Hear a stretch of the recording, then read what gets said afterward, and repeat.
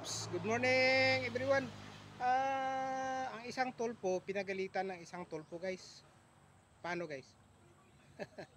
Kasi itong si sometimes we bend the law in order to please the people. Alam na yun. Yung tulpo na yun, pinagalitan ng isang tulpo. Sino yun? Nako!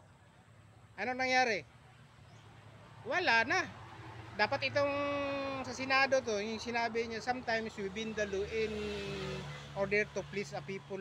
Nge, ginawa ni ano yan eh. Ginawa ni Remulla eh. Kahit may kaso siya eh, tinanggap pa rin siya ng isang bilang ombudsman. Dapat disqualified na yan. Yan ang sabi ko minsan, sometimes we bend the law in order to please a people. Lang niya itong tulpo sa Senado na to eh. Pinagalitan ng kanyang utol eh. Oh, di ba? Nako, halos lahat ng ano ngayon guys, ng paano ba? Bakit na talaga si Remulla guys? Wala na. Binaluktot na nila ang batas guys. Yan. Yan at binisto na ni ano eh, ni Amy Marcos yan. Hanggang ngayon nagpaplano pa rin sila sa kabilang ano, kampo na ibagsak. Hindi naman nila kaya yun, hindi nga nila kaya sa impeachment eh, di ba? Dapat sana nagtrabaho na sila. Oh, tingnan mo ngayon, paano na ngayon? Halos lahat na nagre-react na. Religious group lahat nagre-react na. Ha? Lahat ng men in uniform. Paano na ngayon? Halos lahat ng men in uniform nagre-react na rin. Oh, di ba? Hindi na nila matitiis kasi may mga pamilya rin yan sila eh. Oh, paano ka ngayon? Ang maasahan na lang natin ngayon guys, itong si ano guys, si Braganza. Tapang talagang ano, Jinsi to eh. Matapang talaga to guys. Halos lahat ng mga political analyst guys, wala, negative talaga guys. Sabi nila magbaba na lahat ang nasa pisto para mapalitan na lahat kasi kurap na lahat eh. Wala na ngayon siya na ano eh.